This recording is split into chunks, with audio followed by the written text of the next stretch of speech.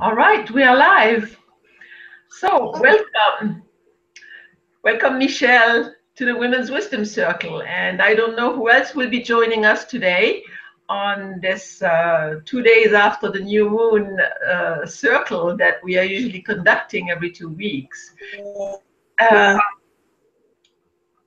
Just briefly, I wanted to explore, and we'll do a little centering meditation before we kind of start listening in to see what wants to emerge. But, what I have explored in the last couple of weeks is really listening to what is emerging from within, from my soul. And at the same time observing the push and the pull of the ego, you know, literally the I don't know whether I would call it the pull of the soul, you know, that wants to do something, and I started, and then feeling the push of the ego. No, you cannot do this. You have to do this now, you know, and immediately being conscious in my body, in my field, of the guilt that comes with the thought of, I have to do this now, not what I feel guided to do. And this has been a practice in the last 2 weeks, a very difficult practice in a sense, because I am in 2 courses, 2 classes where I have a lot of things to do. And I could get coaching and I could get help, but it's like, no, this is more important right now for me. You know, it is not about performing out there. It is really about finding the quality, the essence of being within myself, and listening, following that, you know. And so that's practice. And in the last couple of days, I have noticed a big shift, really, literally. Actually, this week, I think it was on Monday, and maybe we'll talk a little bit more about all the things that I've been doing after, just, you know, but what I've realized is, like, when I get up in the morning, usually I weigh myself, because I'm also doing some kind of a cleanse right now, you know, and I want to see, you know, if I'm losing any weight. And usually I watch myself and it's like I see my belly, and it's like, you know, I don't really like what I see. And Monday, when I looked at myself, it was like, oh, I love you, you know. And it was like, this was new. This was totally new for me to say that, you know, to kind of express, to feel that towards myself. So that's actually the biggest breakthrough in a long time for me, to notice that it pays to follow that inner prompt rather than the outer pull of whatever wants to distract you from just being who you are, you know. And this is that love at the root of everything. Sorry, I cannot hear you. What did you say? I said, isn't that self-love at the root of everything? Absolutely, absolutely. And there is such there is such a conditioning, you know, in our world, where we have learned to fear. Really, this is a learned thing, you know. We are born with love, and we have learned to fear.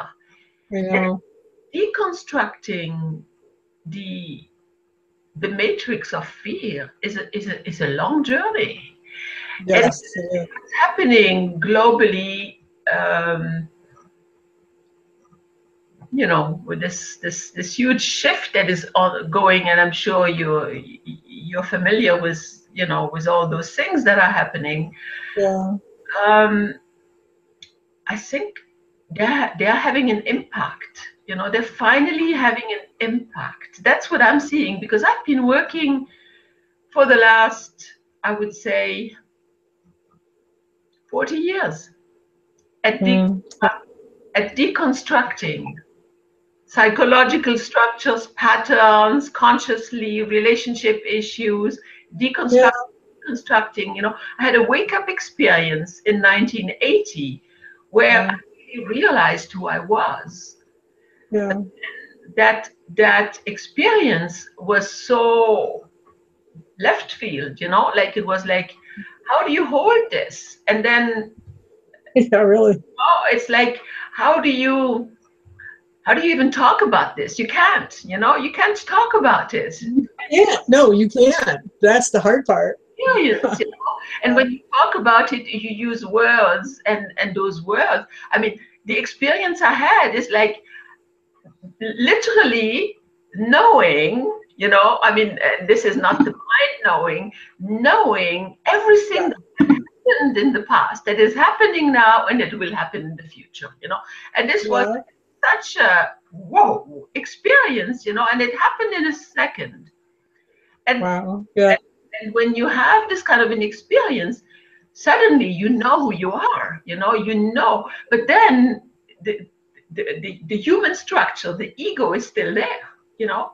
And it looks like my journey has been a deconstruction process of all those structures, layer by layer. And definitely, I find that the energies present right now are truly, literally helping. Yeah. Process. I don't know if you have a similar experience.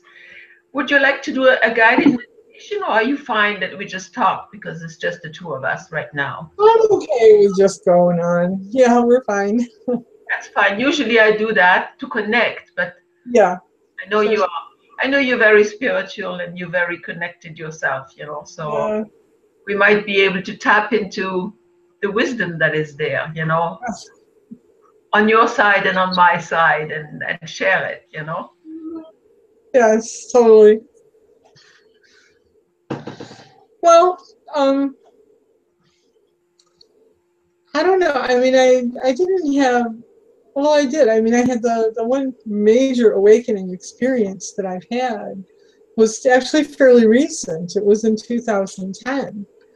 And I had this strange, it was like a dual consciousness experience where I was me and I was home in my living room, but at the same time, I was just streaking all over the universe. I was God, and it was like I could see, you know, I flashed by all of these different planets and galaxies, and I saw all of these things, and I can remember, and I don't remember exactly what it was that I saw specifically, but I would see things that were really beautiful, and I would say, I love that. That is perfect. And then I would see things that I, as a human being, would look at and say, oh my God, you know, that's awful. But as God, you look at it and say, wow, that's perfect. I love it. And so that's kind of what I came back with, is that I do have an ability to look at things, you know, like some of these happenings in the world today, and instead of being aghast and oh my gosh, and how are we going to stop this, and to be able to look at it and say, okay, there is some perfection in this. I, as a human being, don't see what it is right now. I think it's pretty ghastly myself, but as a divine being, it's perfect, and I love it, because anything else is not divine. That's what I came back with. Truly, anything else is not divine. And all of these writings that talk about God is judgmental, and you know, you better be good or God isn't going to like you, or you know, you better be good or you know, God's going to push you down to hell instead of letting you go to heaven. And none of that is God. None of it. God is, I love you and you're perfect. And that's all.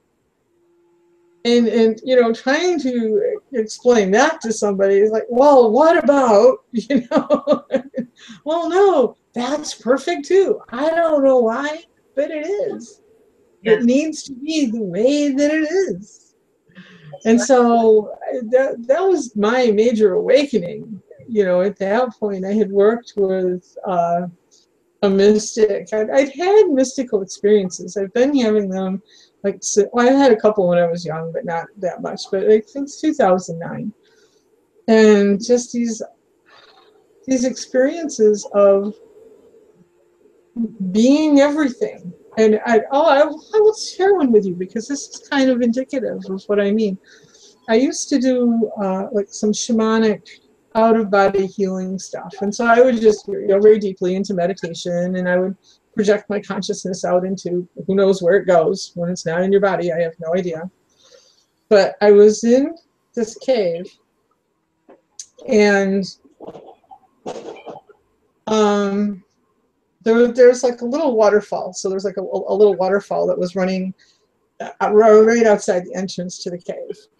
And for some reason, I'm not quite sure if I was lying down in the cave with my head toward the entrance, toward the water, Mhm. and I started expanding. And I got bigger and bigger and bigger, and my feet and my legs went through the back wall of the cave, and my head went out, you know, the entrance to the cave. And at the time I had really long hair, and so all of my hair became part of this waterfall that was going down, and the waterfall was my hair, and I was there. But I filled the cave, and then all of a sudden I was outside, and the cave filled me.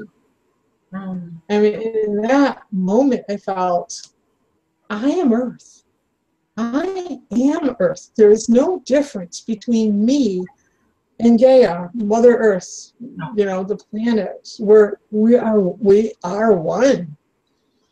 You know, it was like, wow.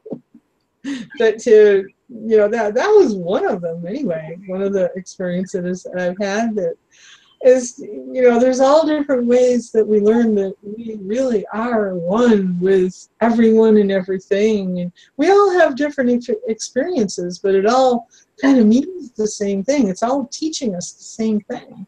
Absolutely. You know, and just as you mentioned this about you are one with Gaia, today I was listening to the latest Cryon channels. You know, I got the email this morning, and I usually like to listen to the channels, you know, that they, they download, and Yeah. it's all about the crystalline grid, and Huh.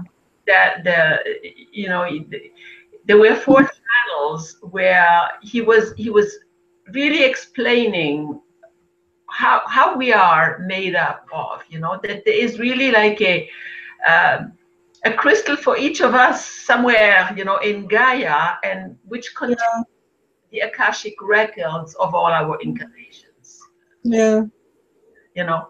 And it really was, but you know, it just came to me when you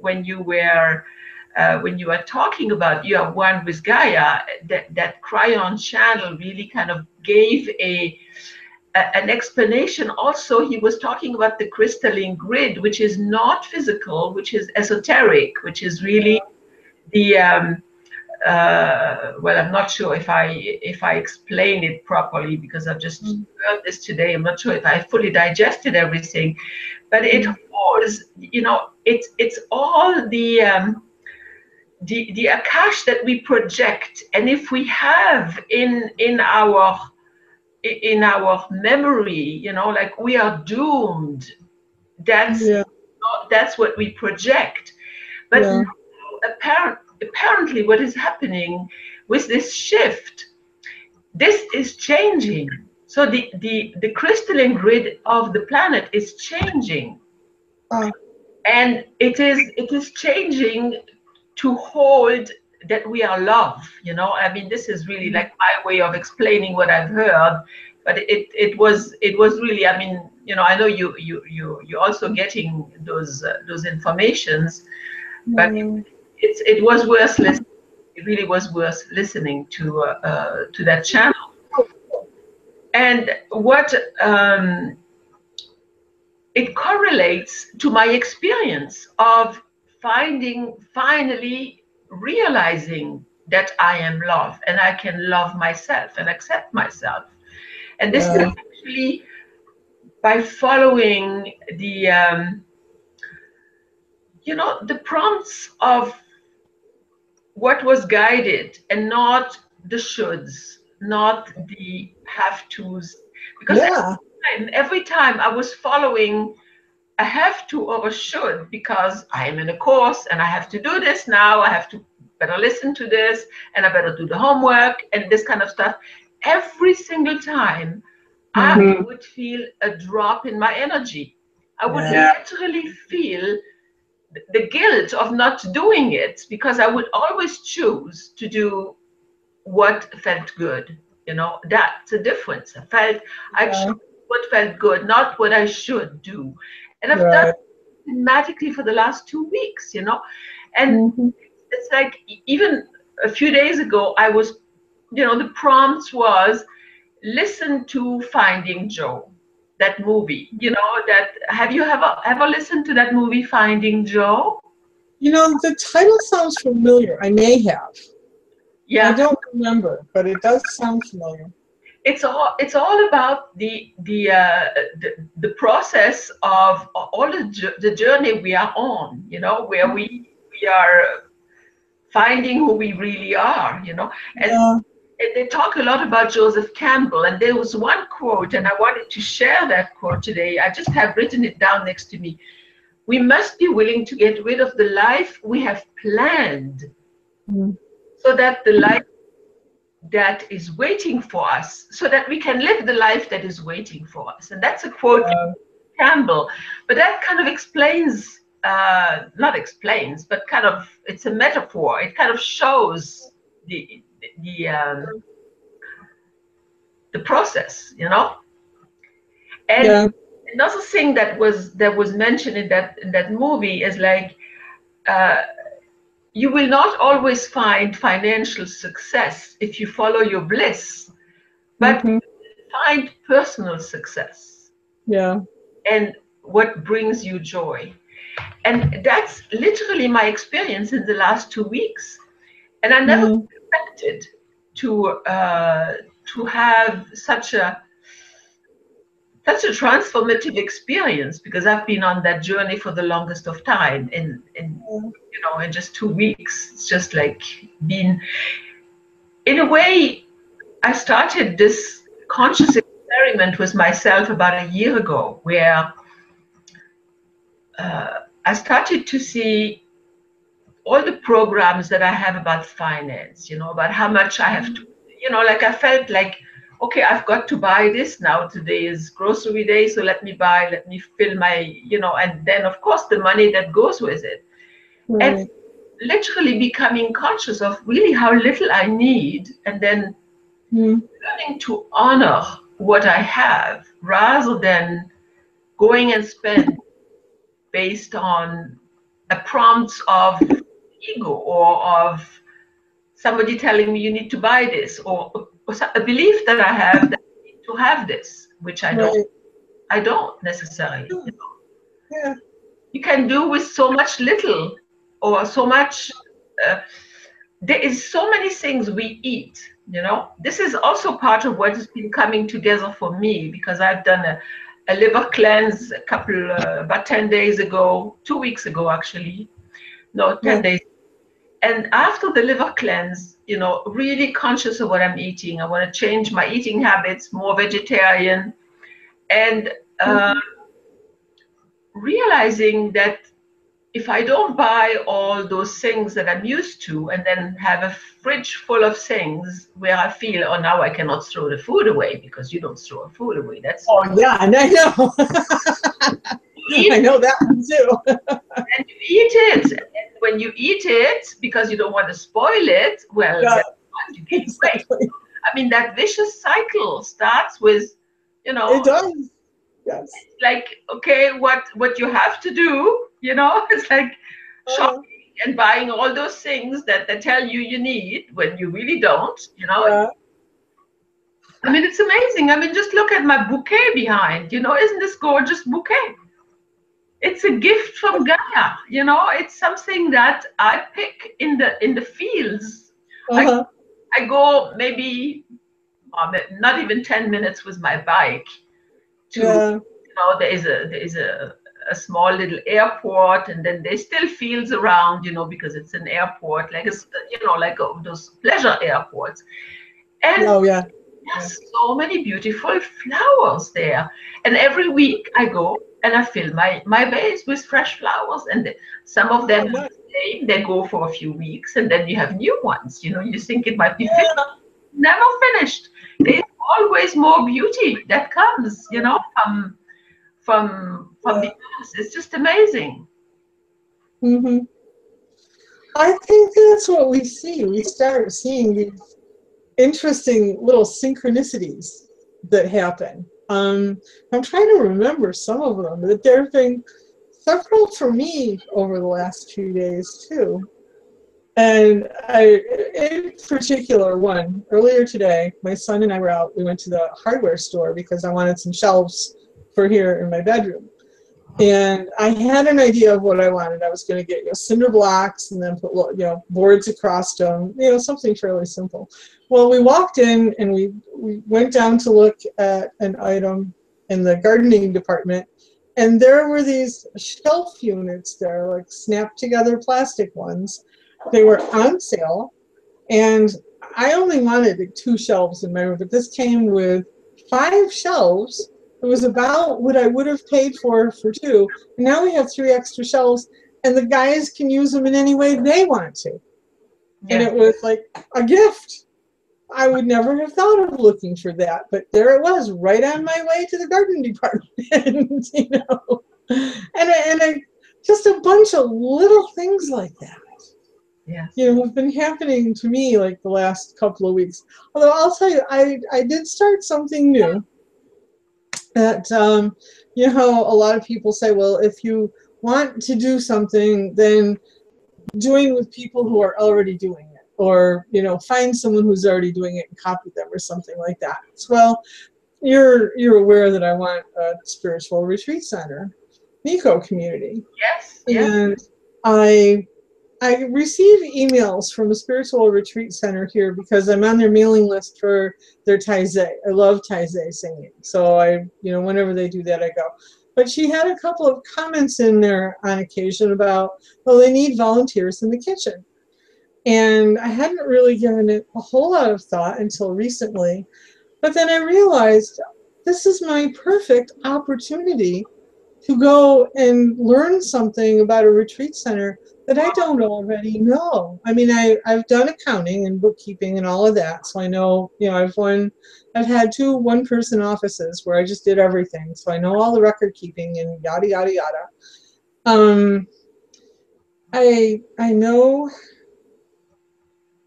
Well, now I'll skip that because I'm not quite sure what I wanted to say. As for maybe bringing people together, I don't know.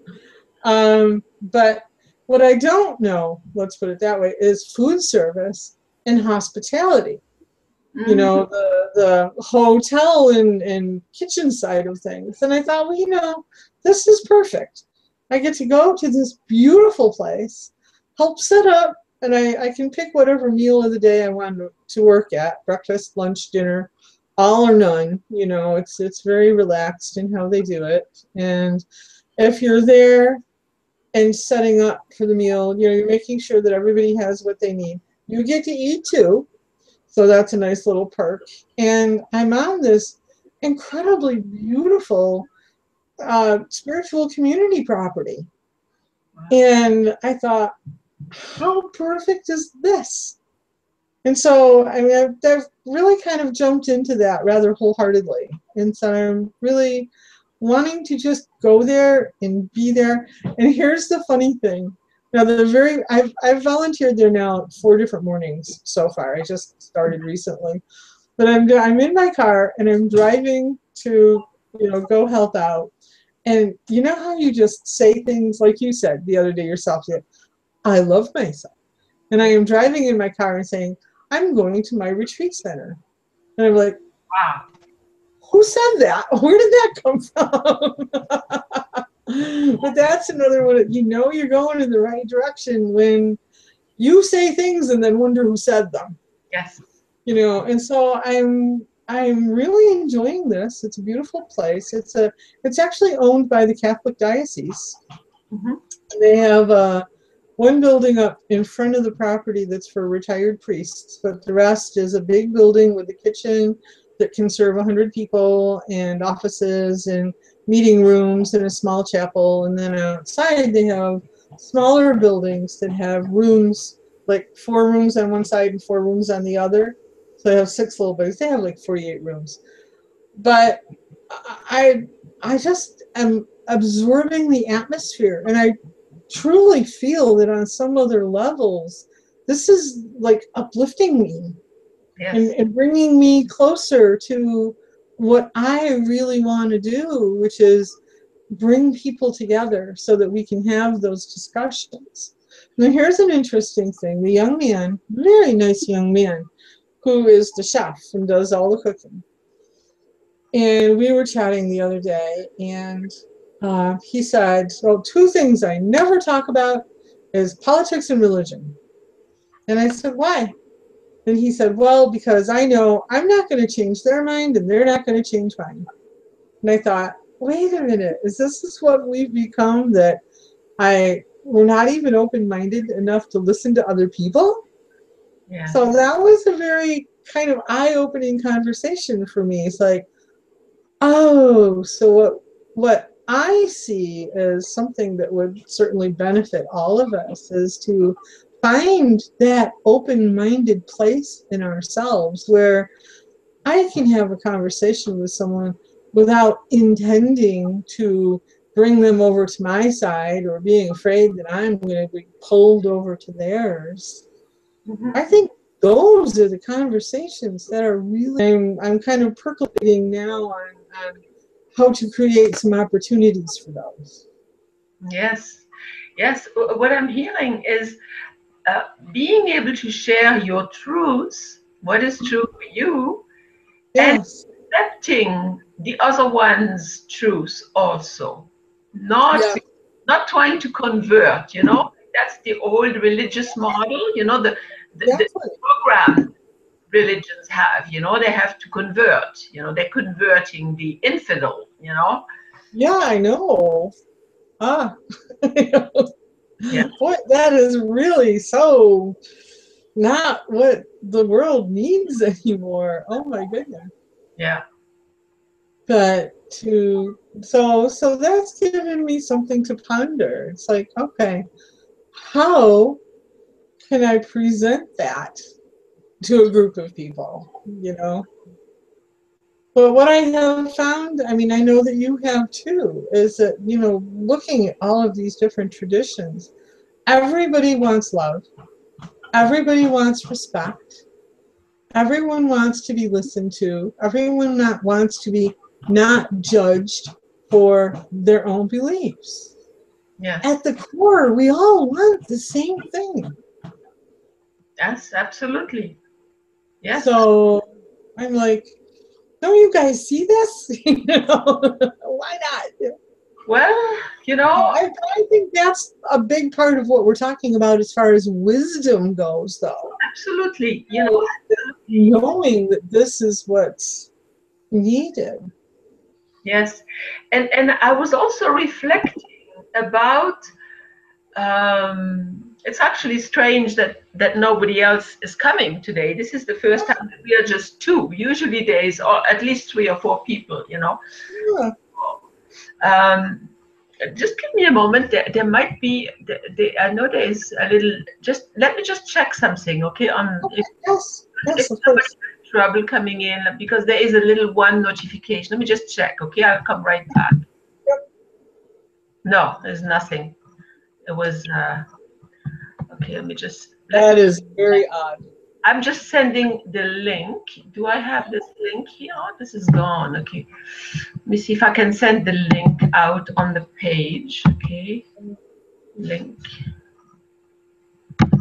Maybe some people didn't get my email. Anyway, so we'll see. Just checking. You know, can I find my page again? Why not? Hold on, I'll be right back. Here I am. Okay. Well, I was all along there, but I couldn't see you, you know, because I had to put that screen down.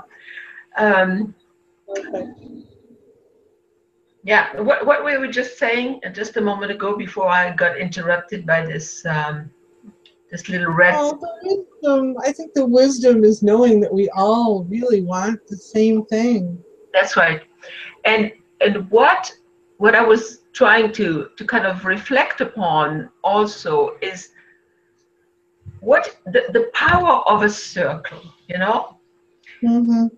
This past week and the last few days even, you know, even today actually, this morning I listened to some programs um,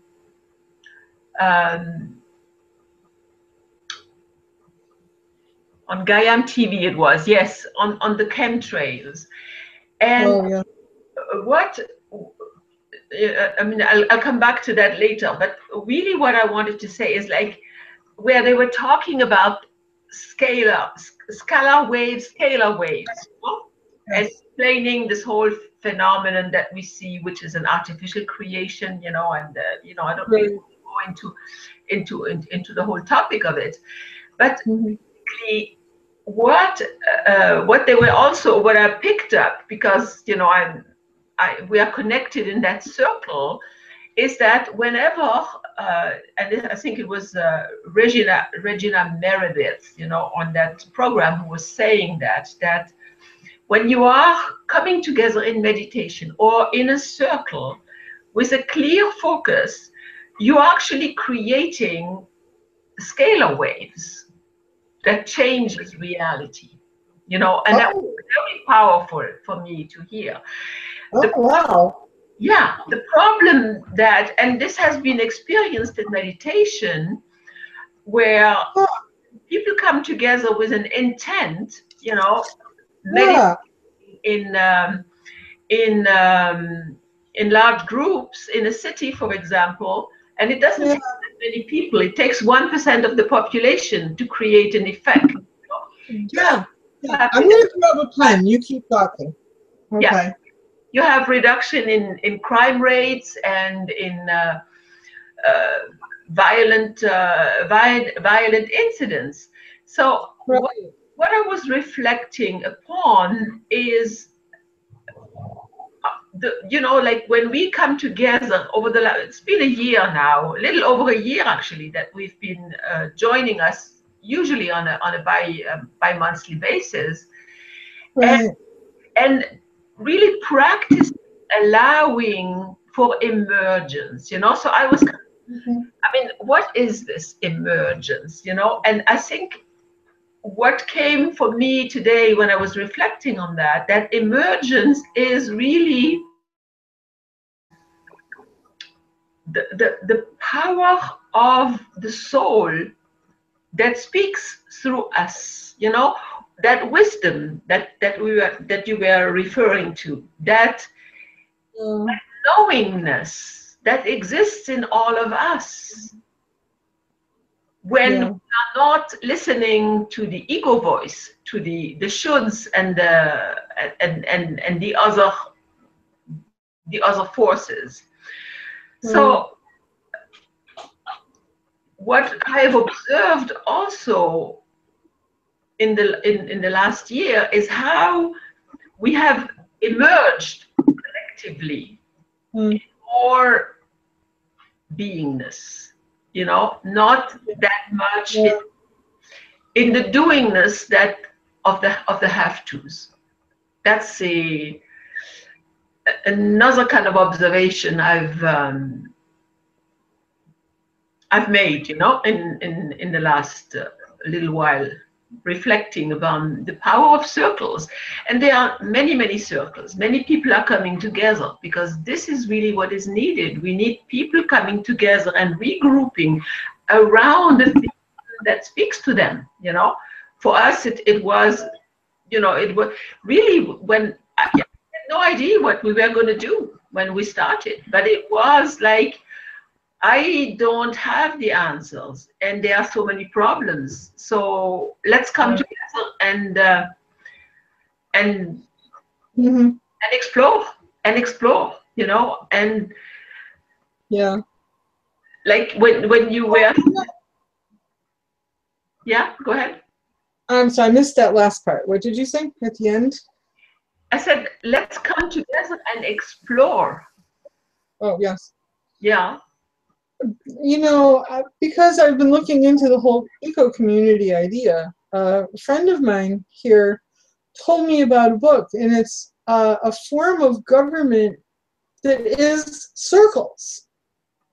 There's not, you know, like one guy at the top. There's circles, and each circle, you know, might be responsible for one different area of what is going on. I mean, she's doing a kind of an urban eco community where they're doing a lot of, you know, organic planting and all of that. I don't know that they plan on having live-in people like that, but she told me about this model, and they've been using it for about a year now. And I picked up the book, and but it's not just for small communities. I mean, you can make it on any scale that you want, but it's this magnificent form of government or governance, if Yeah. you would rather, is circles. Absolutely. And circles of people make the decisions, and you know, they're trusted by everybody else, and you know, once a question is turned over to them, they come to the best conclusion that's, you know, to the most benefit to the most people. You know, and obviously nobody's going to be, you know, happy with every single thing that happens, but I mean, even in governance, circles are the thing that works out the best. Yes. Yes. Barbara Max Herbert talks about that. The wheel of creation, you know, she has uh, I don't know whether you're familiar with Barbara Max Herbert and I am a little bit. Yeah, I've never done her classes, but I've read a couple of her books. yes, I've So done a few classes with her, and she talks about that wheel of creation, and you have, you know, you have science, medicine, you know, psychology, you know, earth matters, everything, everything has a place, you know, and it's yeah. not the same. It's like a concept of a circle again. Hmm. Yeah, but the whole idea, I think, is to for or reinforce or engender or something. The whole idea of cooperative existence instead of competitive existence. You Mm-hmm. know, you're familiar with Greg Braden. Greg Braden talks a lot about the competitive model is just all wrong. Yes. You know, it was a good guess for its time, but it's not how things actually work. So all you have to do is go and watch a forest ecosystem for a year or two, and you will see that it is entirely cooperative. The plants aren't fighting each other. You know, they're nourishing each other, and I, of course, we still see so many people promoting the competitiveness of, Yes. you know, life, existence, you know, work, pleasure, everything is a competition. I think there's room for competition. I think it can be a lot of fun, you know, but I don't think as a way of life that it's worked very well for anybody Mm-hmm. ever. You know. No, because So you are in that mode of competition. You're also very much in the comparing, you know, yourself, because you, and when you're comparing, you're in judgment, and then when you are in judgment, and if you don't live up to whatever the standard is, again, you know, that's the outside world that we have created through that ego that uh,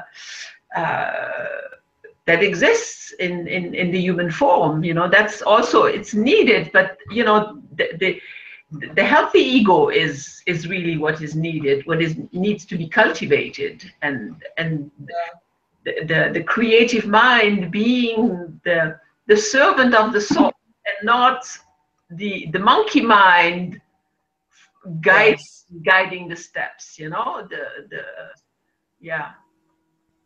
Yeah, No, totally. just briefly want to Where go we back are. your project, your spiritual retreat center. Uh-huh. Um,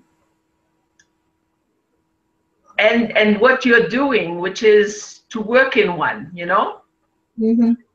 to because I read some things on what you have on your website, etc., and were really inspiring. At one point, you had models of little caravans that people can build, and Oh, tiny houses. I love tiny houses. I go to a meeting once a month on tiny houses here. It's yeah. so fun. And it inspired me to do exactly what you're doing. I haven't done it yet because the circumstances haven't been appropriate in my life right now. But Yeah.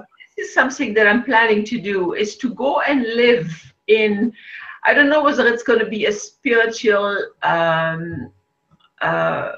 retreat center per se, but at least in an intentional community, which is open to receiving people from outside to learn Yeah. about how to run it, because that's another thought that keeps on emerging in my consciousness. And the moment you have such a huge vision Yeah. and no idea of the how, this Well, but you're not supposed to worry about the how. You no, just put the vision out there and but, the right, but like my center with the volunteer stuff like that'll come along and invite you in. exactly, and that's exactly what's emerged when I was checking your stuff at the time. Uh-huh. Yeah. It was like, oh, those things exist already, and why not explore and spend some time there, Yes. just Yes. see if how it feels, if it resonates, because that's another something that I'm learning through the circles. Uh-huh. Resonance, Oh whenever yeah. we're in sync, Yes. there is a resonance, and then there's something that emerged that you didn't think of 2 minutes before, Yeah. you know like Yes.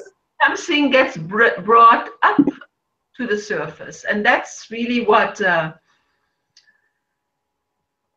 Yeah. Well, have you heard of Damanhur in Italy? is this in northern Italy? Is it in northern Italy? Yes. Yeah. Yeah. They've been there for like 40 years, and they have an incredible group of underground temples that they've worked on for decades.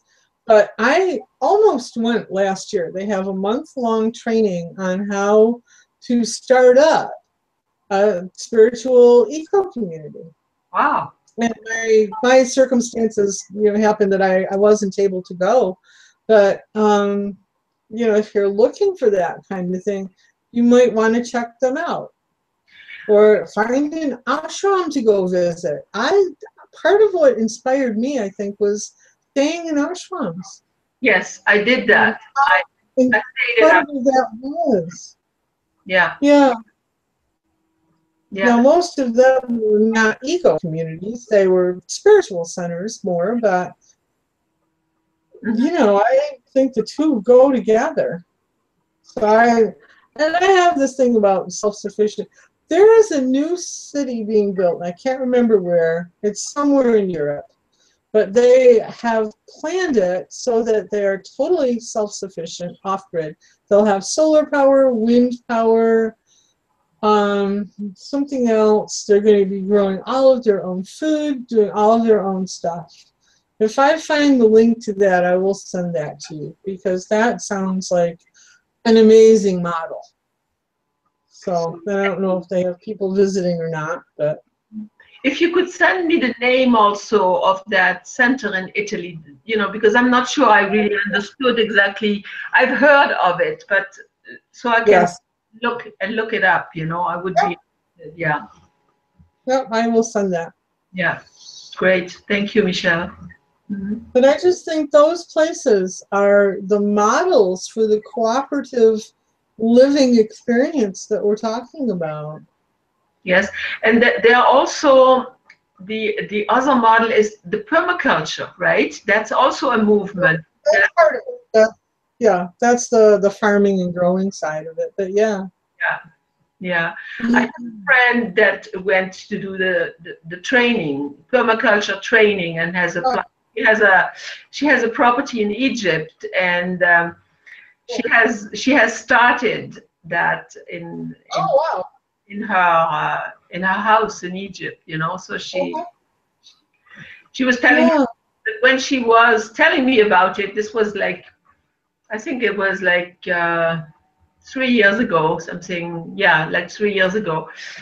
I've always said I would like to go, but my life has been so kind of hectic, you know, moving and Yeah. always here and there and not there, you know. So it hasn't, but all those things, you know, they kind of move into the same direction. Mm-hmm. Yeah.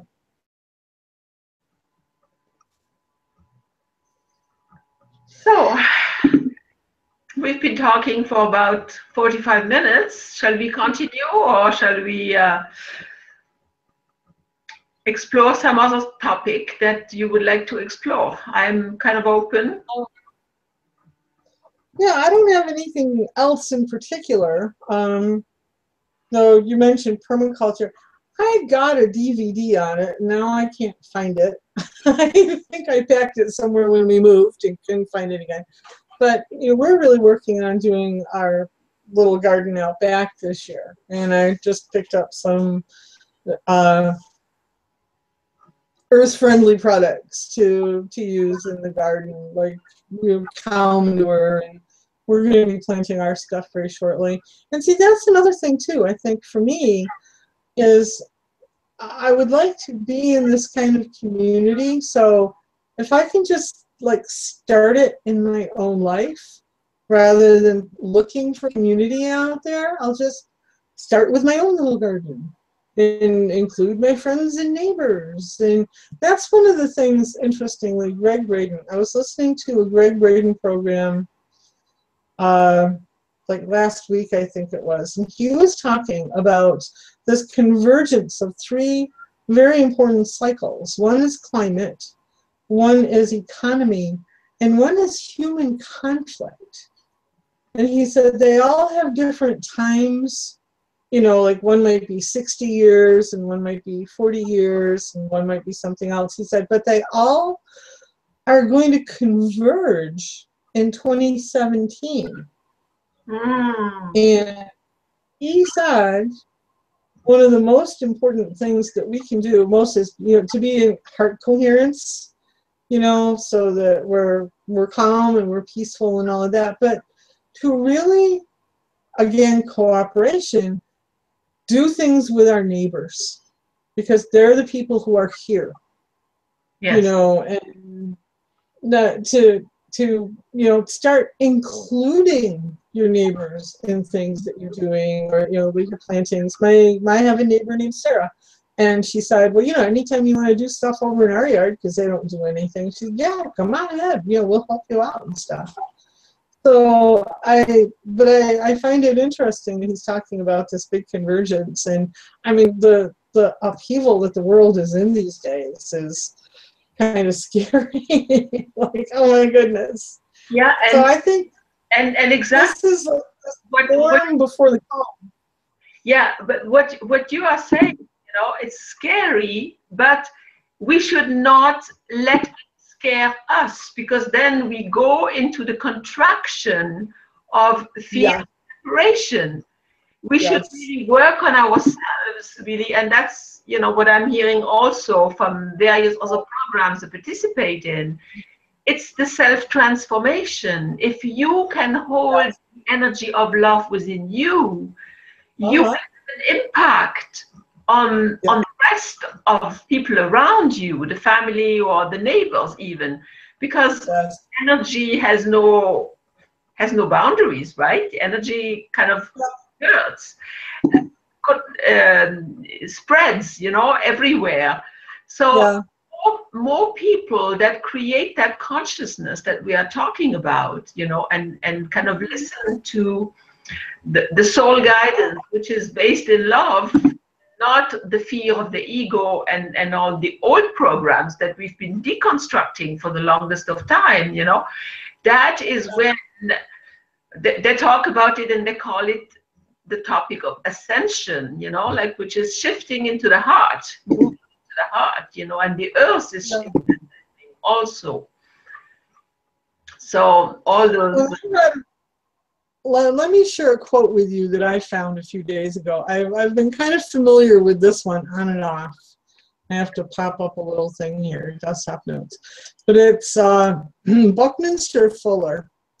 And he says, you never change things by fighting the existing reality.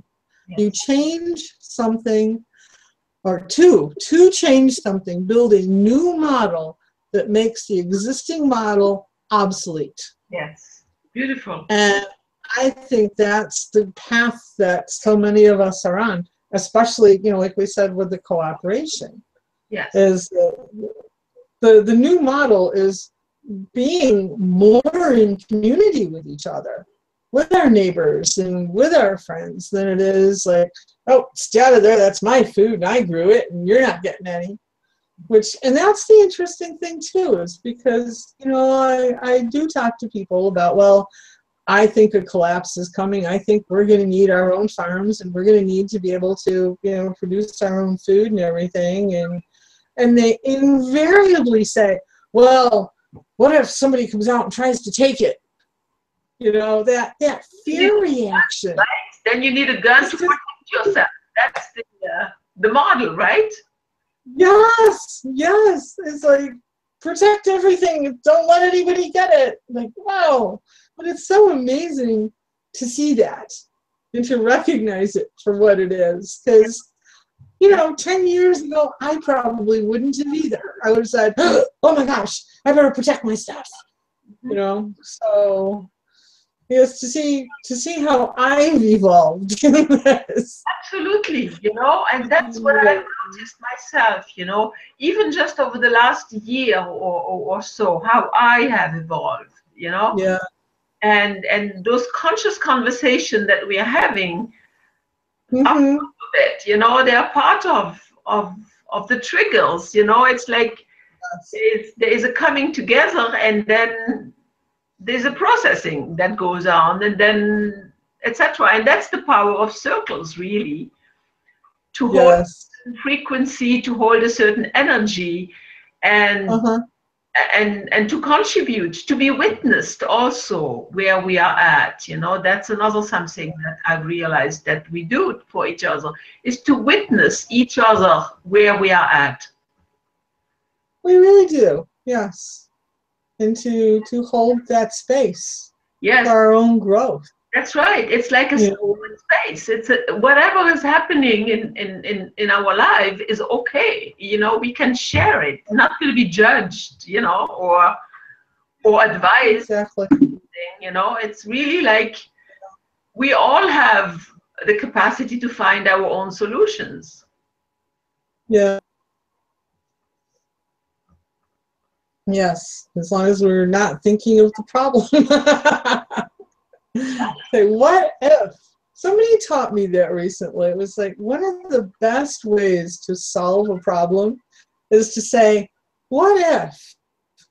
And imagine what you want it to be instead of what the problem is.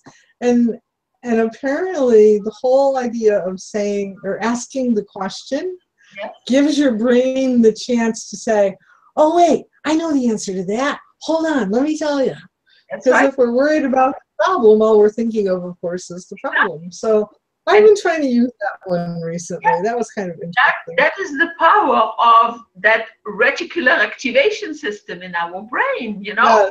When you give it a topic, it kind of focuses on that, and it makes sure, and then start seeing those things in your environment and bringing them to consciousness, you know? So definitely focusing on what you want and not on what you don't want will help you get more you want. It's kind of like basic law of attraction, right? Right, yes. Oh, there's another thing that I heard of recently, and I've done this the past couple of days, and it's very interesting. You kind of let go of past, like old beliefs and past worries, and all the stuff that we're all dragging around.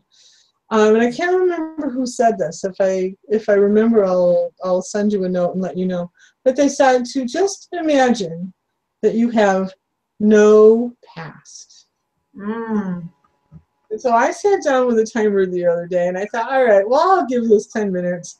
I'll probably last about 5, but we'll give it a shot. And so I just sat down, and I just closed my eyes, and I just kept saying to myself, I have no past.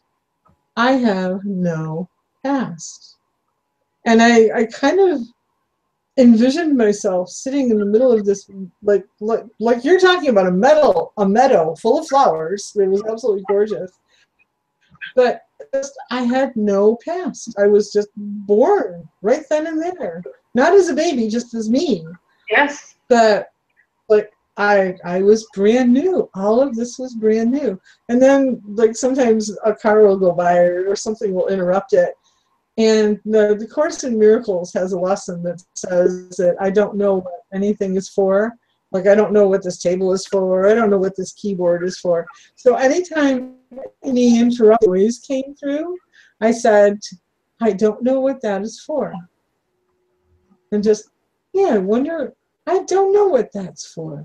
I have no past. I have no past. And do you know, 10 minutes went by surprisingly fast. It's like, wow, oh my gosh, it's over already. Yeah. You might want to moment, right? with that a little bit. It was very interesting. Hmm? You were being in the moment, right? Yes, absolutely. But the thing too about it is that I found myself feeling calm at the end of it. Sorry. I think it really helps to. I felt very calm and peaceful at the end of it. Yes. Like I was able to just let go of some of the things from the past. Yes. So, you had no attachment to your story. Yeah, there's no story. I have no past. And a lot of people will say, well, who would you be without your story? And they propose it that way. But I like the idea of I have no past. And I wish I could remember who suggested this. I will tell you if I remember. But that was a very interesting thing to do. So. Yeah, inspiring exercise. I might try it. Yeah. Let me know how you like it if you do. Yeah. Well, Michelle, we've been talking, amazingly for about an hour, just the two of us. And we could go on, but let's just let's just keep it to the parameter of an hour, and that sounds good. Let's see if some people will listen to the replay and put it again in a couple of weeks. So thank you for showing up, and thank you for a wonderful conversation today. Yeah, thank you, Michelle. Thank you so much. Okay. Okay. Bye-bye. Love you. Bye. Mwah. Bye.